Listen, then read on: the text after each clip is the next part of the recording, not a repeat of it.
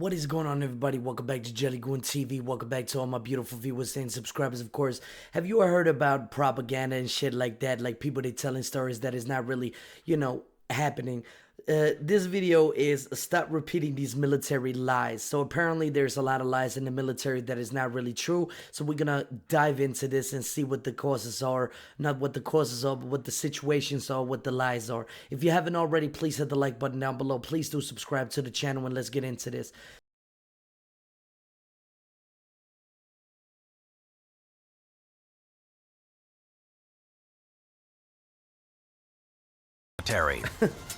Any discussion of a nation's reputation in warfare will almost inevitably lead to derogatory remarks directed towards the French.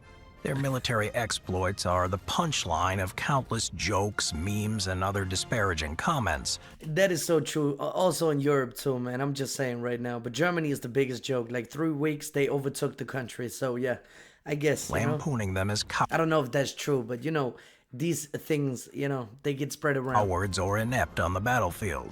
The reality, however, is much different. Throughout its long history, the French nation has had an extensive and distinguished record of military triumphs, dating back as far as the early Middle Ages.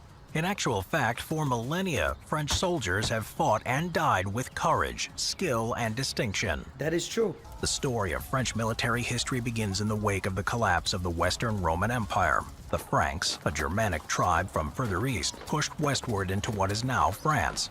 And under the reign of King Clovis I, the land in the Pyrenees in the southwest, the Alps in the southeast, and the Rhine River in the east was also secured.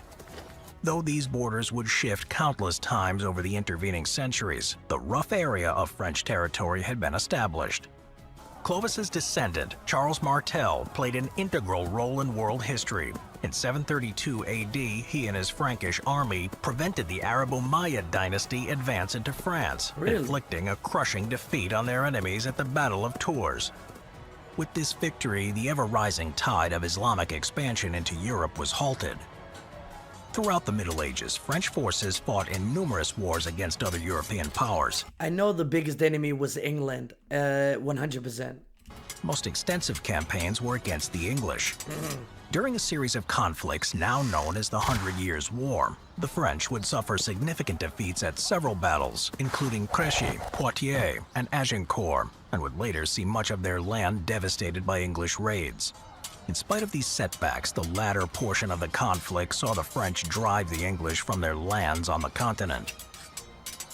As the Middle Ages gave way to the early modern era, the French army, under the reign of Louis XIV, became the largest and most powerful in Europe, almost 400,000 strong. I remember I was in Thailand and I saw a river where my wife is currently living. There was a French ships patrolling and taking, because they were standing side to side with Laos and they were on the river. I actually been to that river. Imagine 3, 4, 5 or a big detachment of ships just standing in the port ready to shoot anybody who's trying to do anything, man. Wow, what a sight. This force pioneered many advancements in military innovation, including logistical and support systems, field hospitals, and the introduction of standardized uniforms to its soldiers. The French military record during the early modern era is mixed, with both victories and defeats, but no more so than any other contemporary nation. It was during the late 18th and early 19th centuries when the French reached their zenith of military strength. Under the leadership of Napoleon Bonaparte, French armies marched across Europe, smashing rival powers at the decisive battles such as Marengo and Austerlitz. Actually, one propaganda lie that is very true is that Napoleon is very small. He's a very small guy. That was one of those facts that were thrown around, which is actually not true, which I heard. I don't know if it is, but I heard that it's not true 100%. It was propaganda by the English to, desanitize this guy right here for not being dangerous whatsoever. And that's kind of funny if you think about it. Like, they had some jokes up their sleeves, you understand me? Defeats were caused by weather and logistical issues, such as the campaign against Russia in 1812, or by superior enemy tactics, such as Napoleon's final defeat at Waterloo in 1815. During this time, the abilities or courage of the individual French soldier was never in doubt. A century later, French soldiers found themselves embroiled in one of their most tragic military campaigns. The First World War introduced mass slaughter on an industrial scale, but France found itself in the middle of the conflict, with the majority of the fighting on the Western Front taking place on French soil. Vast areas of the French countryside were transformed into a shell-cratered hellscape, one in which millions of men were trapped for years. During this tumultuous time, French soldiers bore the brunt of the carnage, suffering titanic casualties. In the first 2 months of the war, over 300,000 French were killed. 300,000 people killed. Holy shit, that's crazy. That is... wow. The World War I was something that we should never live through again, and no soldier should ever live through, man. That was just horrible. A number that would swell to 500,000 by the end of 1914. Damn. There was no battle as bloody, or one which exemplified the tenacity and courage of France's military, than the Battle of Verdun. In 1916, German General Erich von Falkenhayn launched an offensive aimed at the city of Verdun. Allowing such a strategically and symbolically important location to fall into enemy hands was unacceptable to French high command, and under the direction of Marshal Philippe Pétain, Verdun was reinforced. Their battle cry at the onset of this fight was "On ne passe pas," or "They shall not pass." They shall not pass. The battle devolved into a grinding stalemate, with both sides dug in, stubbornly refusing to surrender.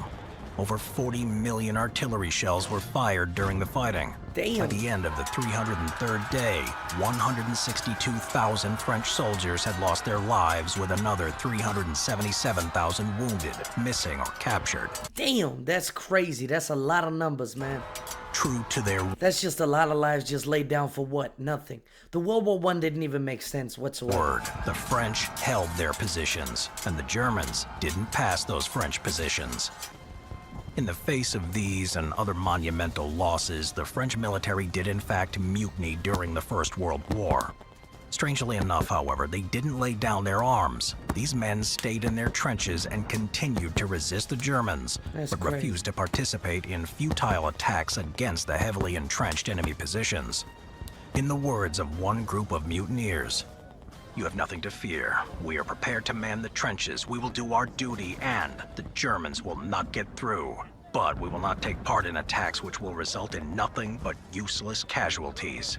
That is true 100%, man. They should be more strategic about these parts, man, because, you know, whistling and then everybody just running up, it makes no sense whatsoever, because you're not really covering ground. You're not taking everything. You're just throwing body at a war that is already miserable. You understand what I'm saying? Like, it's just horrible. Even when mutineering, French soldiers were still willing to lay down their lives for their nation. By the end of the war, over 1.5 million Frenchmen lay dead, with millions more wounded, though estimates vary. Roughly 18% of those who served in the ranks were killed, effectively wiping out a generation of young men. That's crazy. Yet in spite of these catastrophic losses, they still held firm against repeated enemy offensives.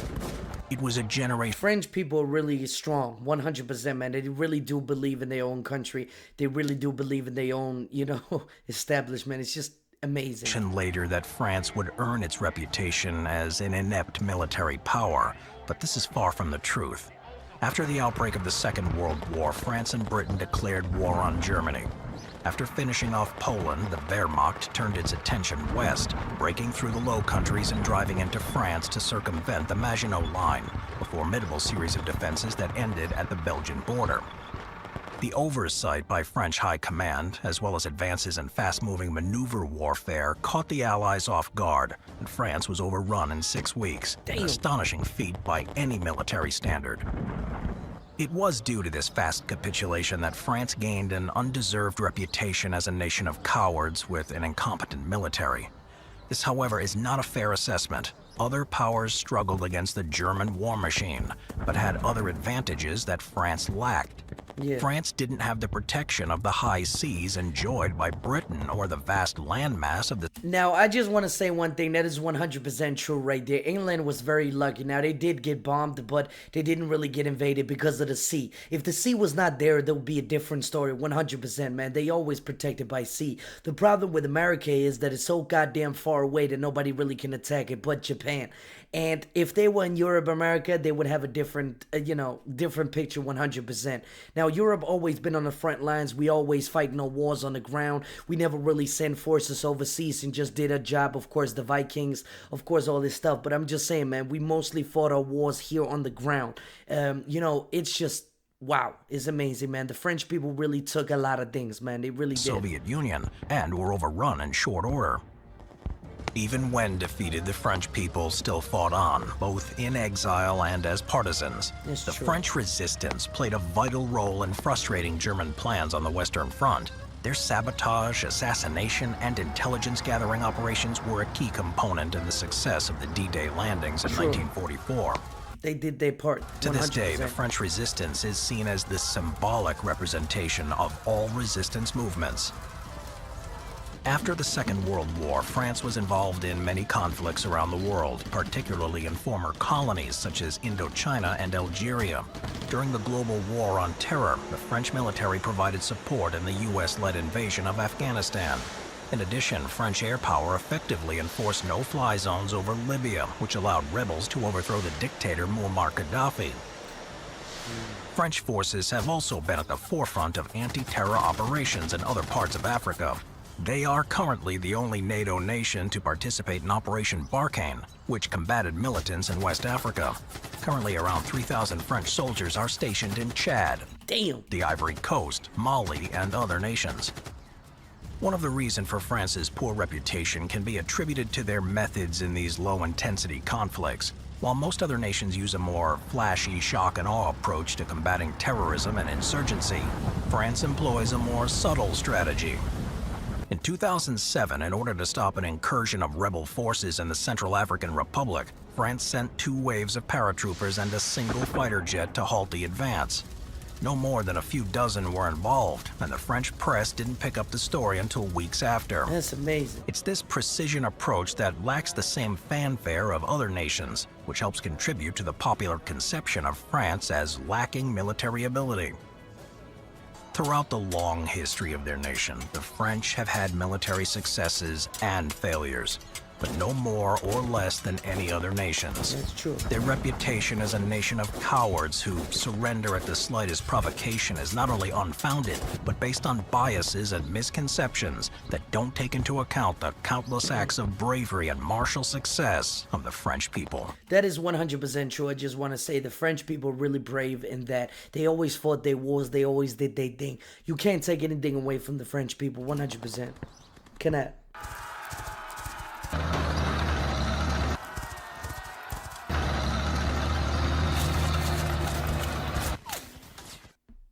Did Polish cavalry charge at tanks in World War II? During the invasion of Poland in 1939, it is said that Polish cavalry units charged at the German tanks with sabers and lances in a desperate and foolhardy attempt to take on the metal beasts. This is in fact a myth. The myth goes back to September 1st, 1939, during the Battle of Krojanty on the first day of the invasion. During this time, Polish cavalry, which made up 10% of its army, would use their horses for mobility on the battlefield to get from A to B quickly to reinforce infantry, and then dismount to fight on foot. Near Krojanty, Pomeranian, in northern Poland, the 18th Pomeranian Ulan Regiment, under Colonel Mastalerz, was ordered to repel the Germans from a key railroad junction in the Tuchola Forest at all costs, covering the retreat of Polish units in the area. The tankettes and infantry at his disposal were left in reserve to hold their existing positions. In the evening, with 2 Lancer squadrons, Colonel Mastalerz saw German infantry in the clearing and decided that a surprise cavalry charge could be used. All of a sudden, the Polish cavalry emerged from the woods and charged with sabers and lances towards the unprepared German infantry. That must be so scary, man. Imagine just horses coming at you, not tanks or anything like that. It's just men on horses. Wow, that's amazing. That reminds me of the Cossacks, or what they successfully dispersing them. However, once the Polish cavalry occupied the clearing, German armored cars moved onto their position and opened fire on the horsemen, causing devastating casualties and causing those that could to gallop for cover. Eugeniusz Świściak, commander of the 1st Squadron, who had led the charge, was killed in the fire, as was Colonel Mastalerz, who tried to save him. But that's bravery right there, man. A third of the Polish horsemen were killed or wounded. This would be known as the Charge at Krojanty. The next day, 2 Italian war correspondents witnessed the corpses of the mowed-down Polish cavalry German tanks were now present in the area. Yeah. They wrote an article about how the brave Polish cavalry had charged at German tanks. This myth was soon used by Nazi Germany and the Soviet Union for propaganda purposes. Of course, man. They only see what they... This is the problem with the news. When they have a narrative, they are going with the narrative. They don't know the situation, anything, put it in context, anything like that. They just trying to sell news. They just trying to do their thing to make money.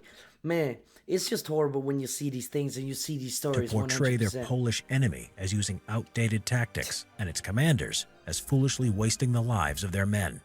They also used the charge as a way to show the might of their own weapons. For example, the German press suggested that the Polish cavalry believed the German tanks were dummy tanks or were lightly armored. The Polish army, while lacking in tanks, had the WZ-35 anti-tank rifle, which was capable of penetrating the armor of German panzers 1s and 2s. As well as this, the German and Soviet armies used cavalry to a large extent as well. Well, it's easy. It's much easier to get into a position, cut down your enemy, and move it on. You understand what Following I'm the saying? charge at Krajanti, there were further Polish cavalry charges during the Polish September campaign and beyond, with the last Polish cavalry charge of World War II during the Battle of Schenfeld in 1945. 8 things people get wrong about the U.S. military. Attention soldiers. There are 6 branches of the U.S. military, and each and every one has popular myths surrounding it. Thanks, film and television.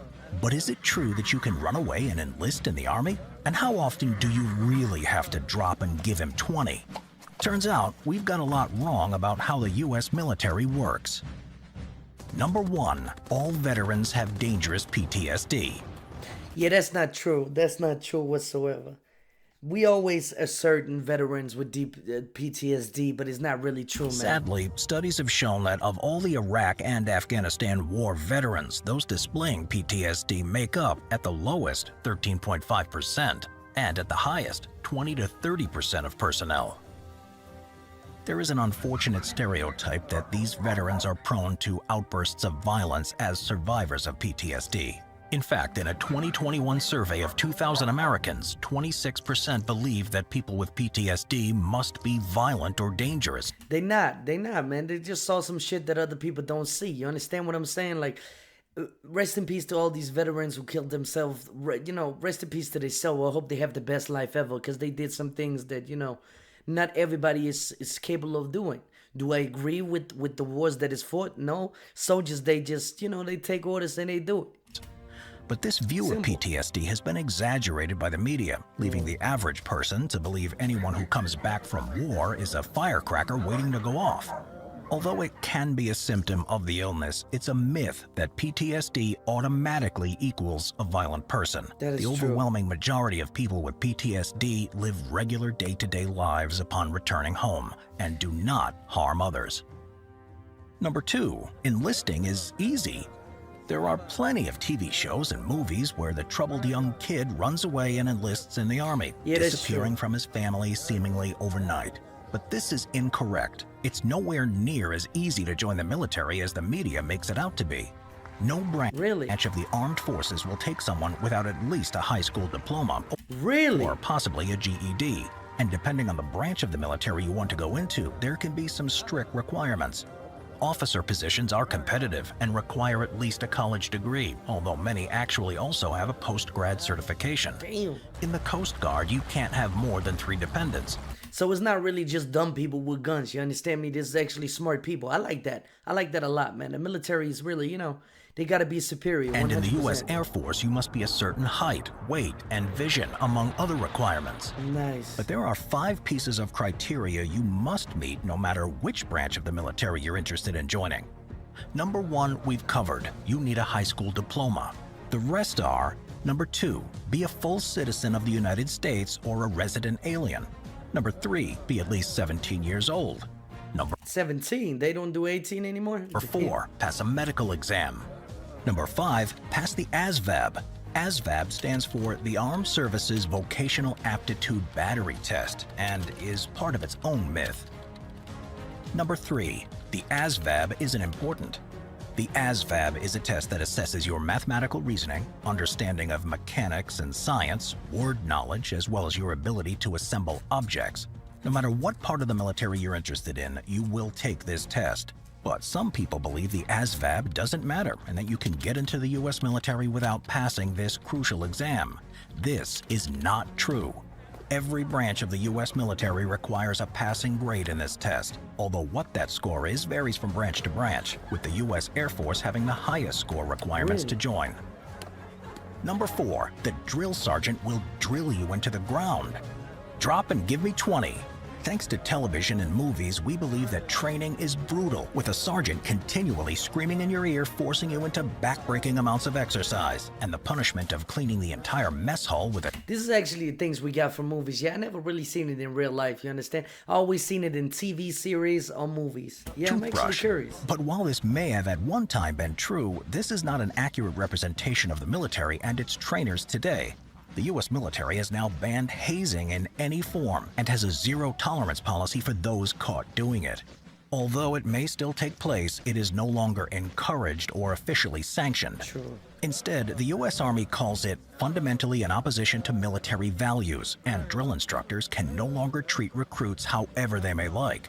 Under the Uniform Code of Military Justice, they state, derogatory terms, excessive physical activities, and any abusive or violent contact are now forbidden, and those caught can face severe punishment. Yeah, those caught, because I just want to say there's some people out there with power. When they get a little bit of power, they got to do what they got to do, and they just mistreat it a lot. This is the current things that we see on television and all that kind of stuff.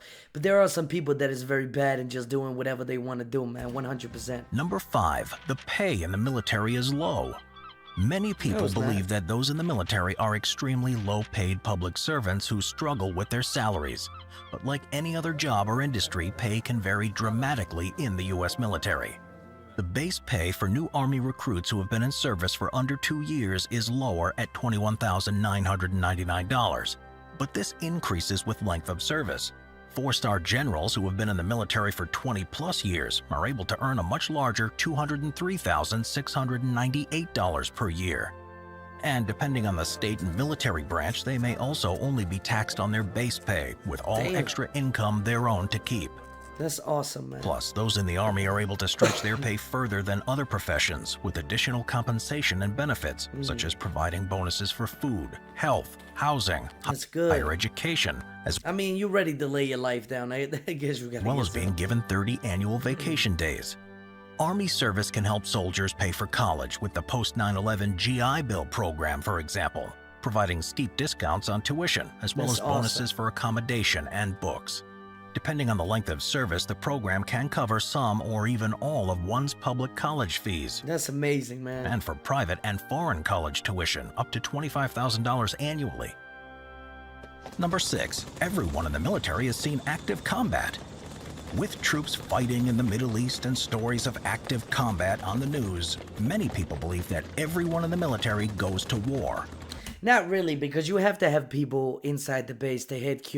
You have to have different people who do different stuff, and they're not going to see action 100%. The enemy is not going to, attack like that. But the U.S. military is a huge operation, and there are plenty of career paths and roles that have nothing to do with fighting overseas.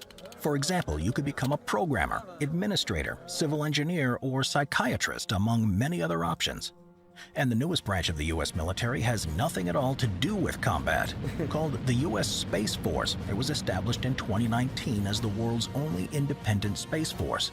Their concern is dealing with the alien. Yeah, that's what I'm talking about right there, man. That's what I'm talking about. That's what I told people, man. U.S. Space Force, that's awesome, bro. I told the people, America, they put some things into, unidentified aircrafts and shit like that, so there must be something about it. If they ever beam down. Number 7, the Army is where there must be something about it when they have a fucking branch. Socioeconomically disadvantaged people turn. Across the U.S., there are many people who believe that the Army is usually somewhere people with few options for jobs or money turn. It's believed to be a main choice for socioeconomically disadvantaged individuals. It's really not. It's just people who want to serve their country and who want to do the best. In search of a better life. But the actual makeup of the military does not match this belief. A study in 2020 showed that a diverse range of people are attracted to a military career path, and that the poorest and wealthiest communities are actually underrepresented, with the majority of recruits coming from middle-class backgrounds. That's awesome. An earlier study concurred, showing that most recruits are actually wealthier, more educated, and more rural than most 18 to 24-year-olds. That's good, man. Number 8. Soldiers shoot to kill. An active war zone is a horrible place, and it's always assumed that if a weapon is being fired, then it is fired with one intent: to kill the enemy. And while it's true that today's military personnel go through extensive dehumanization of the enemy training, the psychological impact of killing another human being means it's very likely that few soldiers are actually willing to shoot with the intention of killing. Yeah. Studies into this phenomenon have been inconclusive and conflicting on the actual percentage of soldiers willing to shoot to kill. But there has been corroborating evidence that the number is not as high as you may expect and varies from battle to battle, war zone to war zone. Overall, there is a lot of misinformation and misconceptions about the United States military and what it entails. These are just some of the most common myths that you hear every day. So now you know the truth. When are you signing up, soldier? For many years, a legend grew that during World War I, a battalion charging towards a woodland had vanished into a mysterious mist, and not one soldier had come back. Oh yeah, I heard about this, man. I don't They think had it's simply true. all disappeared. Nah, I don't believe that. I actually heard they went somewhere or something But like what that. really happened? The vanished battalion of Gallipoli. That's crazy. While the Ottoman Empire was in such turmoil, the Allied forces decided that it would be the right time to launch a devastating and decisive attack against them to cripple their war effort. The Allies came up with a most daring plan that called for a massive amphibious invasion of the strategically important Gallipoli Peninsula near the Ottoman capital of Constantinople. If the Allies could gain supremacy over this region, they would control the vital shipping lanes from the Mediterranean to the Black Sea. They would also expose the Ottoman capital to naval bombardment by Allied battleships. On February 19, 1915, a large British-French task force commenced an attack on the Ottoman coastal artillery batteries. They were led by the newly commissioned British super dreadnought, the HMS Queen Elizabeth, the flagship of the Mediterranean Expeditionary Force, that commanded all of the Allied forces during the Gallipoli campaign. The plan called for the task force to use spotter planes from the British seaplane carrier, the HMS Ark Royal, to help direct a devastating naval barrage. But this plan was severely hampered by bad weather, so the bombardment was largely ineffective in neutralizing the Ottomans' forts in the area. It was not until the end of February, after over a week of intense naval assaults, that many of the Ottoman forts protecting the shoreline had been finally reduced to rubble. That's crazy, man. They still using fort. That's the crazy part, though. And the surrounding sea had been supposedly cleared of Ottoman mines. Then a sizable shipment of elite British Royal Marines landed ashore and started to wreak havoc among the Ottoman artillery positions. Nevertheless, by the following month, the Allied assault's progression seemed to stall, so Winston Churchill, who was the First Lord of the Admiralty at the time, pressed for a fresh offensive. He felt that if his attack was implemented, the remaining Ottoman defenses in the area would be quickly overwhelmed, and the Gallipoli Peninsula would fall to the Allies in a matter of days. Churchill even confidently predicted that the nearby Ottoman capital would fall within 14 days, resulting in the Gallipoli campaign finally being won by the Allies, and possibly forcing the Ottomans out of the war for good. British intelligence had also intercepted a German diplomatic telegram that said many of the Ottoman units in the area were seriously short of ammunition and totally demoralized after weeks of fighting. Therefore, on March 18, 1915, the Allies tried to force the issue by sending a large fleet of 18 battleships, along with a number of cruisers and destroyers. What followed was a complete and utter disaster for the Allies, as the Ottomans had secretly laid out fresh sea mines in the area and were willing to put up a much stiffer resistance than expected. With mounting losses, the Allies were forced to order a humiliating retreat, while the Turkish defenses received little significant damage. Therefore, the Allies decided that their only course... So that's why you never plan things and just, take advantage of your enemies and think that they are less to do anything whatsoever, because you can see right here that they're really trying to, get the British or whatever down below. You should never underestimate your enemy 100%, and this is a clear indicator that you should never do it, man. I'm just saying. Of action was now to launch a full-scale invasion of the Gallipoli Peninsula with a sizable land army in order to neutralize the many Ottoman coastal batteries. That's a nice cannon, So though. in late April, a large force consisting of British, Australian, and New Zealand troops landed all along the Gallipoli coastline. The problem was that the Allies had badly underestimated the enemy's ability to fight, thinking it would be a relatively easy task to defeat the supposedly inferior Ottoman forces. But the Allies never got much further than just beyond the beaches where they had first landed, making very little progress inland once ashore. Consequently, the Allied invasion quickly turned into a bitter and costly stalemate between the two opposing sides, characterized by demoralizing trench warfare and futile infantry charges against one another. The Norfolk Regiment of the British Army joined in this brutal chaos in the summer of 1915. Some of the men from this unit were recruited from King George V's royal estate at Sandringham. They were gamekeepers, gardeners, farmhands, and house... So basically peasants. I'm not saying they're peasants like that. I'm just saying basically low-income people who just want to, you know, be some household servants, led by Captain Frank Beck, who, while middle-aged, volunteered to go with his men, feeling a sense of responsibility for them. This regiment had a long and distinguished history, having been formed in 1685. It had won its first formal battle honor during the 7 Years' War from 1756 to 1763. The Norfolk Regiment won further battle honors, including one for the Afghanistan War that took place from 1878 to 1880. And in just the first year of World War I, they were awarded with no less than a further 7 battle honors. Damn. On August 12, 1915, after weeks of heavy fighting on the shoreline of the Gallipoli Peninsula, around 500 soldiers of the Norfolk Regiment, 5th Battalion, were part of an offensive to drive inland around the Suvla Bay, along with several other Allied units. For many years, a legend grew that the battalion charging towards a woodland had vanished into a mysterious cloud or mist, and not one soldier came back.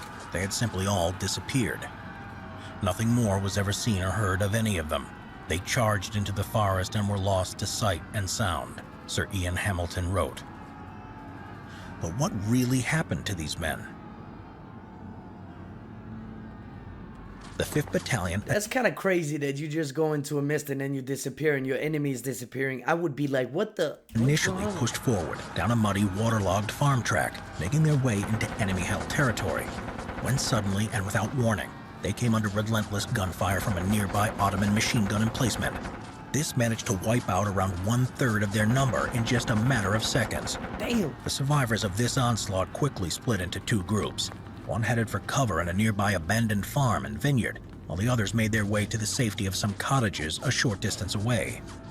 The group at the abandoned farm then started to come under constant sniper fire from the adjacent woodland, and soon dead British soldiers started to pile up all around. Damn.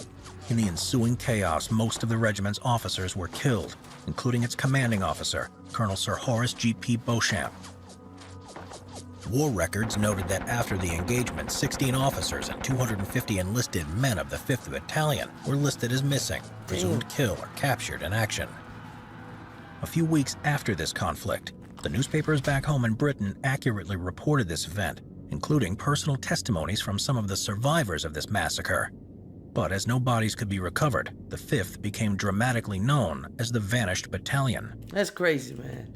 However, 6 months later in January of 1916, it was discovered that Captain Coxon from the 5th Battalion had survived the slaughter. Damn. It turned out that he had been badly wounded and was captured by Ottoman soldiers the next day. He was now recovering in an enemy hospital in Constantinople. By It's kind of nice that they put you in the hospital and shit. I mean, they could do all worse. accounts, he was being well treated and was on the verge of a full recovery. That's nice, man. This raised the hope among friends and family that some of the missing officers and enlisted men of the 5th Battalion might well be alive and were being held as prisoners of war by the Ottoman Turks.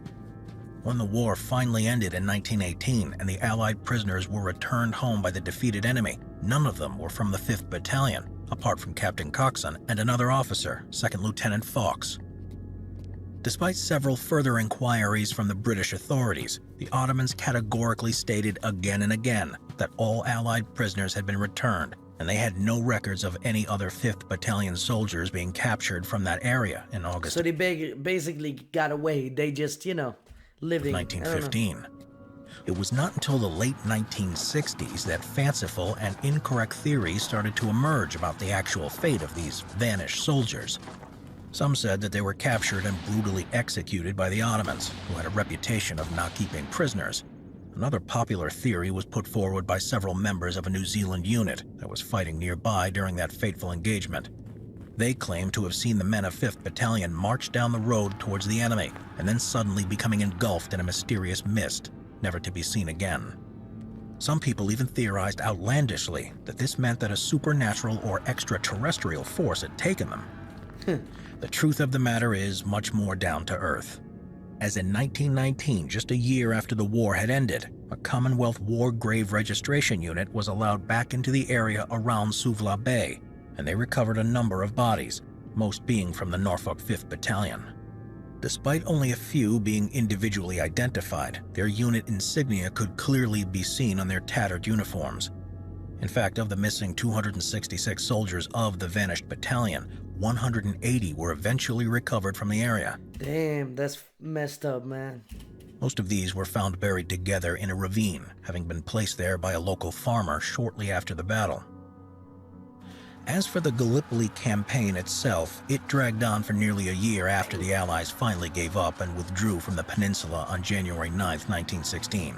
It was widely seen as an Allied defeat, having achieved none of its original goals. It resulted in 302,000 Allied troops killed, wounded, captured, or missing. The Ottomans suffered around 250,000 casualties. The chief architect and avid supporter of the whole campaign, First Lord of the Admiralty Winston Churchill, was widely blamed for the campaign's failings, though later the Dardanelles Commission, which was organized to investigate the disastrous Gallipoli campaign, concluded that he was in no way personally responsible or to blame for the campaign's many shortcomings. 5. That is crazy, though. All right, man. We're going to end this video, and you can watch it down below. The link is down below if you want to watch the whole thing. I just stopped here because I think it's very amazing that there's a lot of myth, but I get it right now. There's a lot of, things that happens in war, and sometimes it is described by witnesses that is not really, understanding what is going on. Now, they might thought that it was aliens or some ghost or some extra shit, but there's a lot of things that goes on in war that we can't really explain, and a lot of myth that goes with it. There's a lot of propaganda out there, and that's why you have to study it really carefully. You really have to understand it and not really listen to people that much. Just study the facts, because people, they will to talk whatever they want to talk. If you take the Russians, they will to say that Russia is winning right now and everything is going according to plan, when it's really not. But they still have this belief in their brain that it really is. America is the world's police. They are spying on other allied countries. It's just a part of business, and there's a lot of things out there that doesn't really make it right. But these soldiers right here, rest in peace for everybody who fought. It is really, really amazing to see that, this guy right here who's making this YouTube channel is debunking these myths, which is really amazing, because the soldiers really deserve, the proper thing and not disappearing in some kind of myth. You understand me? And yeah, anyway, guys and girls, thank you so much for watching. I really do appreciate it a lot. And hit the like button down below. Please do comment if you want to, of course. And I'm going to see you until the next one. Peace.